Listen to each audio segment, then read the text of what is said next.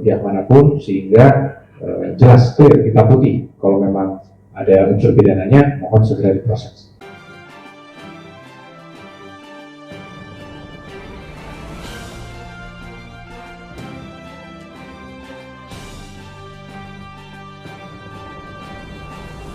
Jadi kami masih menunggu update dari pihak Polda Metro Jaya, dan seperti yang tadi rekan Rifai sudah sampaikan, kami juga meminta nih kepada pihak Polda Metro Jaya dengan segala hormat untuk dapat terus menindaklanjuti laporan kami, dan kami paham bahwa pasti akan memakan waktu, dan kami sangat menghormati, tapi oleh karena itu kami juga pantau terus, mudah-mudahan prosesnya berjalan dengan lancar tanpa intervensi. Jadi kita berharap ini tidak ada intervensi dari manapun, tidak terpengaruh pihak manapun, sehingga jelas clear hitam putih kalau memang ada unsur pidananya, mohon segera diproses. Dan untuk yang kedua tadi, justru sebenarnya Mas, bukan kami yang menduga, tapi justru dari konferensi pers yang sana lah yang kami sudah melihat nih, kok konferensi pers mengenai ijazah konferensi pers mengenai ijazah Pak Jokowi itu statementnya mulai belok nih. Kok sudah ada mengatakan yang tadi mengasingkan Pak Jokowi, kok statementnya menyinggung keluarga Pak Jokowi, termasuk Mas Wapres dan lain-lain. Itulah yang kami lihat loh. Ini mulai kelihatan aslinya, gitu. Jadi sebenarnya bukan kami sama sekali dari awal melihat, ya kami posisinya kami kuasa hukum Pak Jokowi merasa bahwa hak-haknya dilanggar, merasa difitnah, sehingga kami mengajukan laporan. Tapi justru dari mereka yang mulai terlihat nih, fakta-fakta baru aslinya mulai terlihat, ya itulah yang kami sayangkan. Dan kami juga menunggu, sebenarnya pertanyaan sama Mas tadi, kami menunggu sebenarnya ini siapa di balik ini.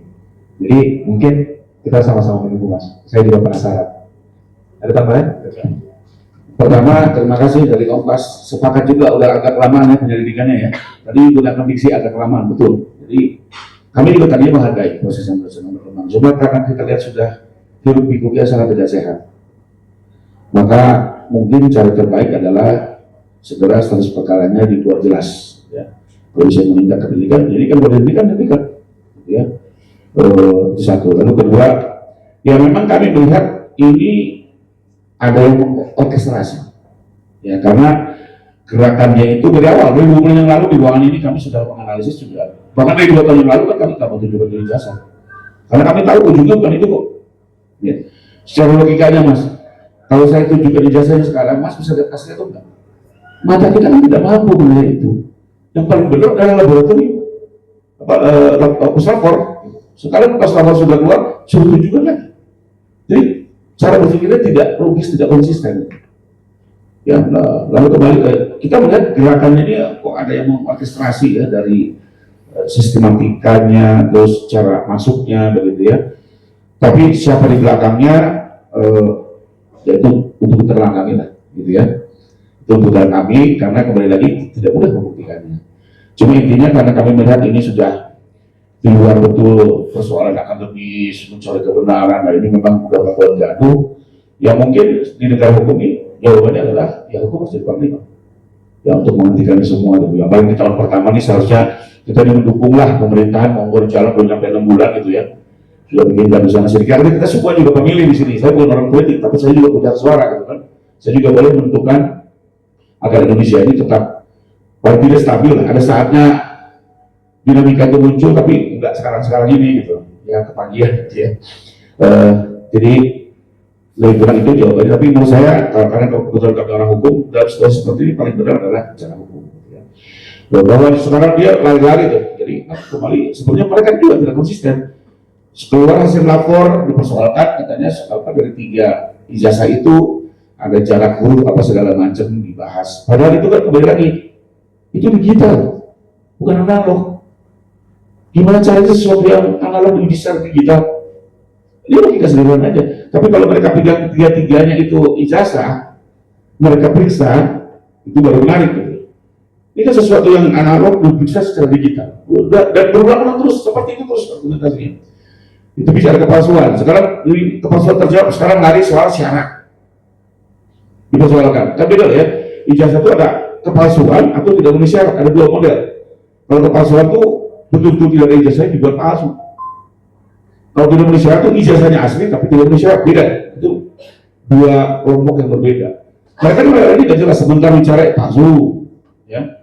Sebentar lagi bicara persyaratan, ditanya KKN-nya, skripsinya, lihat di desa segala macam, itu bicara persyaratan itu. Itu udah kayak auditor RIKI jadinya, yang sudah kayak tugasnya auditor RIKI. Dan kalau bicara tidak bicara sebenarnya UGM bukan persoalan kami lagi kan. Jadi karena kita melihat sudah tidak konsistennya, tidak logis, bahkan tidak sehat, gitu ya, terus bergulir di masyarakat, maka ya kami juga sudah dalam satu titik ini sepertinya kita perlu agak lebih serius dari segi penegakan hukum. Itu mungkin yang bisa saya tambahkan.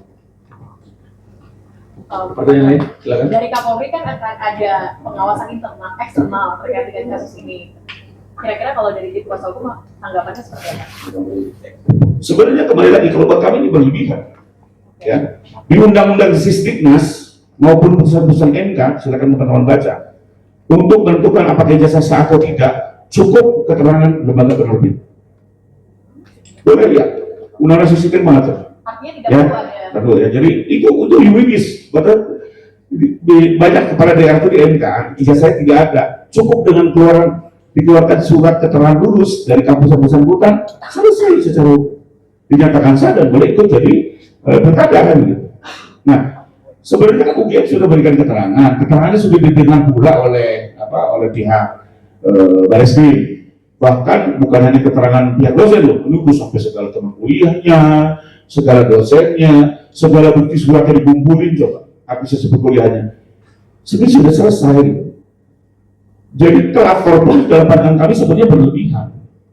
Ya, saya kasih gambaran contoh Mbak kalau punya sertifikat tanah, untuk menguji asli tidak, Mbak tanya BPN atau tanya puslapor? BPN. Gampang sekali ini. Mbak yang dari TV One kalau punya SIM, untuk tahu SIM-nya asli, nanyanya ke Dirlantas atau ke puslapor? Dirlantas. Itu logis banget gitu. Tapi ya kemarin teman-teman Bareskrim tetap masih membawa ke Polri ya. Kami tetap menghargai sebagai bentuk kehati-hatian, dengan mungkin juga mendengar keluhan-keluhan dari pelapor ya. Tapi kembali lagi mau sampai kapan? Sekarang diminta lagi gelar khusus gitu ya.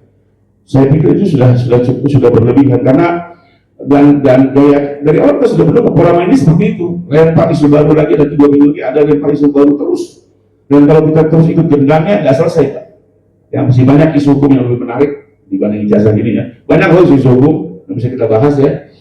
Tapi ya kembali beginilah cara mempolitisasi hukum, dan intinya kami juga minta ini untuk diwaspadai dan sama-sama kita dorong untuk lebih proper ke arah jalur hukum yang benar. Demikian.